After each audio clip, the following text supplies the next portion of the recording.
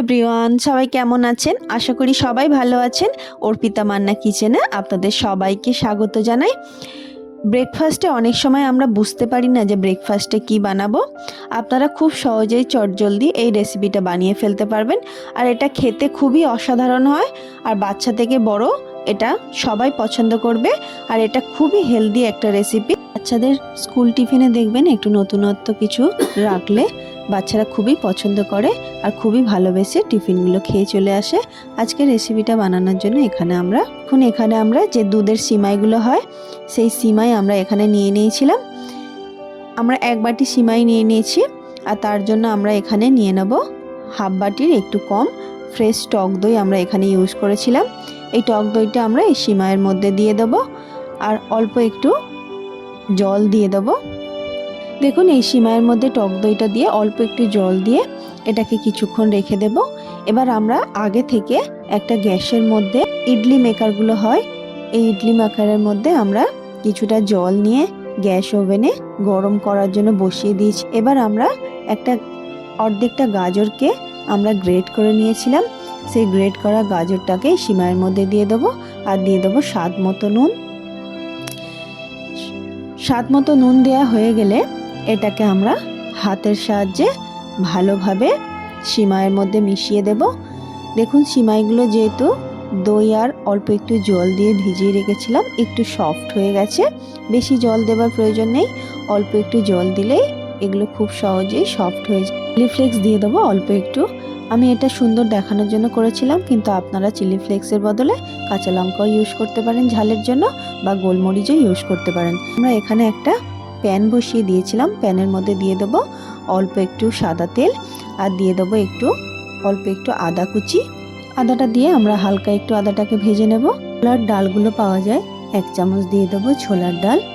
এটাকেও ভালোভাবে একটু ভেজে নেব। আর দেখুন, এখানে আমরা হাফ চামচের মতো দিয়ে দেবো একটু কালো সর্ষে।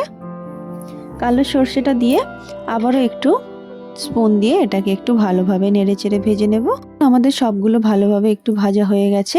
এবার আমরা কিছুটা কারি পাতা এখানে ইউজ করেছিলাম, কারি পাতাটাকে দিয়ে ভালোভাবে একটু নেড়ে নেব। কারি পাতাটা দিলে এর ফ্লেভারটা একটু খেতে ভালো লাগে। আপনার কাছে যদি নাও থাকে, আপনারা শুধু চানা ডাল, সর্ষে আর আদাটা দিতে পারেন। দেখুন, এগুলো দিয়ে আমরা এটাকে যে সিমাইটা ভিজিয়ে রেখেছিলাম তার মধ্যে আমরা এটাকে ঢেলে দেব। দিয়ে স্পুনের সাহায্যে ভালোভাবে সিমাইয়ের মধ্যে এগুলোকে ভালোভাবে একটু মিশিয়ে নেব, যাতে সিমাইয়ের মধ্যে সব মশলাগুলো ভালোভাবে মিশে যায়। যেহেতু এগুলো দই আর একটু জল দিয়ে ভেজানো ছিল, একটু আটকে গেছিলো, কোনো অসুবিধা হয় না, খুব ভালোভাবে এটা মিশে যায়। এবার আমরা যে ইডলি মেকারগুলো নিয়ে নিয়েছিলাম, দেখুন এর মধ্যে আমরা অল্প একটু সাদা তেল দিয়ে দেবো। সাদা তেল দিয়ে ভালোভাবে প্যানগুলোকে হাতের সাহায্যে একটু চারিপাশটা তেলটা লাগিয়ে নেব, যাতে খুব সহজে এগুলো উঠে আসে। এবার আমরা হাতের সাহায্যে এই সিমাইগুলোকে একটু গোল গোল শেপ দিয়ে ইডলি মেকারের মধ্যে এগুলোকে বসিয়ে দেব, যাতে এগুলো খুব ভালোভাবে স্টিম হতে পারে। দেখুন, আপনাদের কাছে যদি এমনি ইডলি মেকার নাও থাকে, আপনারা কড়াইয়ের মধ্যে কিছুটা জল দিয়ে, আর যে দেখবেন এখন হোলস করা থালাগুলো পাওয়া যায়, সেই থালার মধ্যে উপরে গোল গোল করে এগুলোকে বসিয়ে দিয়ে ঢাকনা চাপা দিয়ে এটা সিদ্ধ করে নিলে খুব ভালোভাবে এটা সিদ্ধ হয়ে যায়। দেখুন, এমনিভাবে আমরা প্রতিটাকে করে নিয়েছি। এবার আমরা যে ইডলি মেকারটা জলটা গরম হওয়ার জন্য বসিয়েছিলাম, সেই প্যানের ঢাকনাটা আমরা খুলে নেব। এখন আমাদের জলটা খুব ভালোভাবেই গরম হয়ে গেছে, বা খুব ভালো স্টিমও উঠছে। এবার আমরা এই প্যানের মধ্যে এটাকে বসিয়ে দিয়ে ঢাকনা চাপা দিয়ে কিছুক্ষণ সিদ্ধ হওয়ার জন্য রেখে দেব। এটা বয়েল হতে খুব বেশি সময়ও লাগে না, 10 থেকে 15 মিনিটের মধ্যে এটা খুব সহজে বয়েল হয়ে যায়।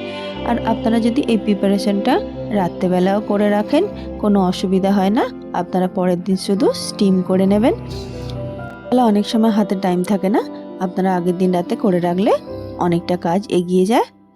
আরও যে ব্যাটারগুলো আমাদের বেঁচে ছিল, সেইগুলো আমরা এমনিভাবেই তৈরি করে নেব। এবার আমাদের আরও একটু ইডলি মেকারের ঢাকনাটা খুলে এটাকে আমরা স্টিম করার জন্য একসাথে বসিয়ে দেব।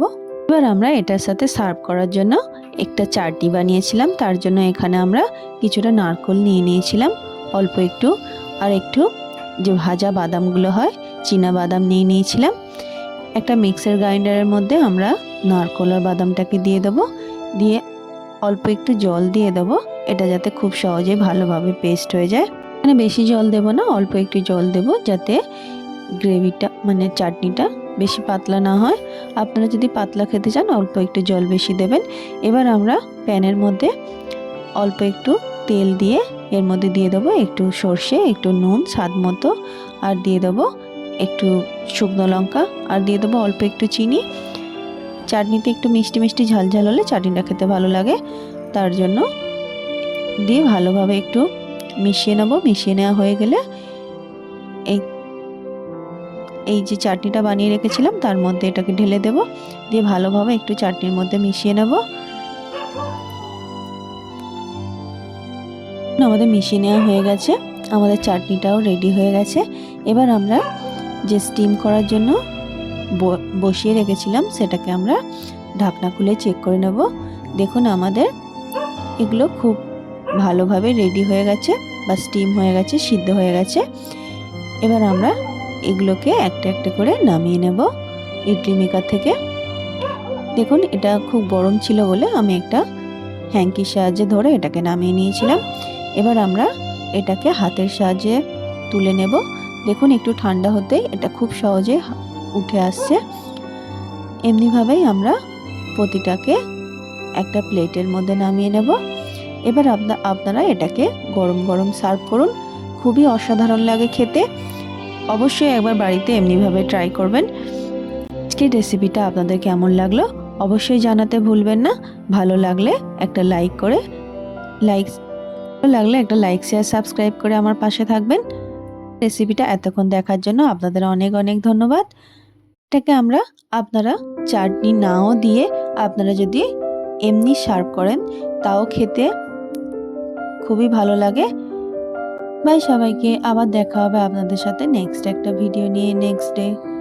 ততক্ষণ আপনারা ভালো থাকবেন, সুস্থ থাকবেন।